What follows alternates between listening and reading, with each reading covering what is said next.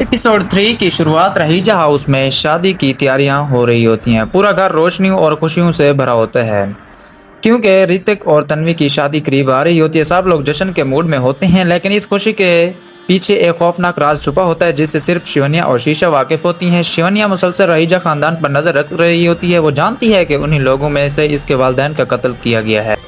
हर लम्हा इसके जहन में सिर्फ एक ही मकसद होता है, बदला। लेकिन दूसरी तरफ ऋतिक की मासूमियत तो नरम दिल कर रही होती है। वो जितना ऋतिक के करीब जाती है उतना ही इसके दिल अजीब जज्बात पैदा कॉन्फ्यूज तबीयत से इस बार बार होने लगती है। शीशा शिवन्या से कहती है कि वो अपने मकसद को ना भूले। शीशा ज्यादा खतरनाक और गुस्से वाली नागिन होती है। इसके नज़दीक इंसान सिर्फ धोखेबाज हैं और उन्हें किसी माफ़ी का हक नहीं। वो चाहती हैं कि जल्द से जल्द कातिलों को ख़त्म किया जाए, लेकिन शिवन्या ज़्यादा समझदारी से काम लेना चाहती है क्योंकि वो असल मास्टर माइंड तक पहुंचना चाहती है।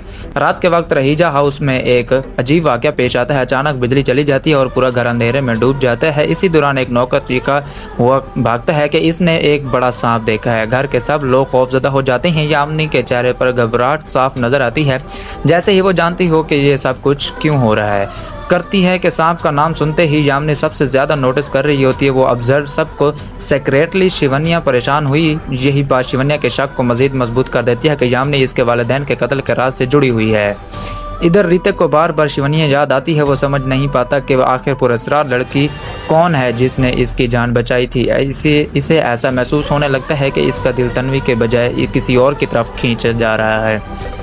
अगले दिन घर में एक बड़ी रस्म होती है जहां सब लोग जमा होते हैं। शिवन्या भी एक नई शनाख्त के साथ वहां पहुंची जाती है ताकि ख़ानदान के मज़ीद राजजान के तकरीब के दौरान वो एक पुरानी तस्वीर देखती है जिसमें कुछ ऐसे लोग होते हैं जो 20 साल पहले जंगल में मौजूद थे।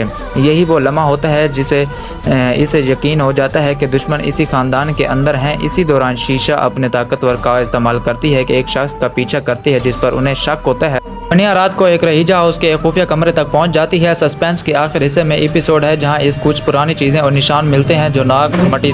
वो समझ जाती है कि इसके वालिदैन का कत्ल सिर्फ बदले की कहानी नहीं बल्कि नागमणि की ताकत हासिल करने की साजिश थी। किसी से कहती है सेक्रेटली यामिनी के चेहरे पर जाता है जो कैमरा आखिर में अगर नागिन वापस आ गई तो इस बार उसे जिंदा नहीं छोड़ना।